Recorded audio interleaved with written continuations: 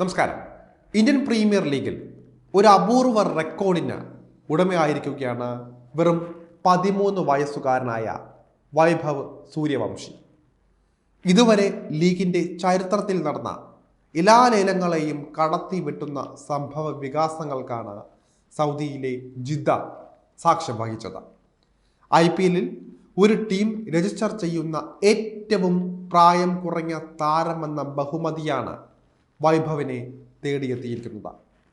വെറും 13 വയസ്സുകാരനായ വൈഭവിനെ സഞ്ജു സാംസന്റെ രാജസ്ഥാൻ റോയൽസ് ടീമാണ് സ്വന്തമാക്കിയിരിക്കുന്നത്.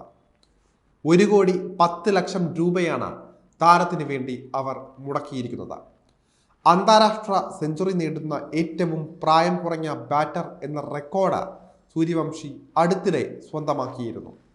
ഇതിന് പിന്നാലെയാണ് താരം മറ്റൊരു റെക്കോർഡ് കൂടി സ്വന്തമാക്കിയിരിക്കുന്നത്. 30 ലക്ഷം രൂപ അടിസ്ഥാന വിലയിലാണ് സൂര്യവംശിയെ ലേലത്തിൽ രംഗത്തിറക്കിയത്. എന്നാൽ ഡൽഹി ക്യാപിറ്റൽസ് അടക്കമുള്ള ടീമുകൾ താരത്തെ സ്വന്തമാക്കാനായി രംഗത്തുണ്ടായിരുന്നു. ഒടുവിൽ നറുക്കുവീണത് രാജസ്ഥാൻ റോയൽസിനായിരുന്നു. അങ്ങനെ IPL ചരിത്രത്തിലെ ഏറ്റവും പ്രായം കുറഞ്ഞ കോടിപതി എന്ന നേട്ടമാണ് സൂര്യവംശിയെ തേടി എത്തിയിരിക്കുന്നത്. ചെന്നൈയിൽ ഓസ്ട്രേലിയ അണ്ടർ-19 ടീമിനെതിരായ അനൗദ്യോഗിക ടെസ്റ്റ് മത്സരത്തിൽ ഇന്ത്യൻ ടീമിന് വേണ്ടി സെഞ്ചുറി നേടിയതിന് ശേഷമാണ് താരം ഏറെ ശ്രദ്ധ നേടിയത്.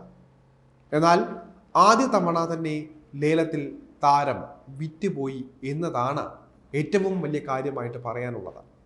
പൃഥ്വി ഷാ, മായങ്ക് അഗർവാൾ, ഡേവിഡ് വാർണർ എന്നിങ്ങനെ വമ്പൻ പേരുകാർ പോലും തോറ്റ ഇടത്താണ് സൂര്യവംശി നേട്ടമുണ്ടാക്കിയത് എന്ന പ്രത്യേകത കൂടി ഈ ഒരു IPL മെഗാലേലത്തിൽ ഉണ്ട്.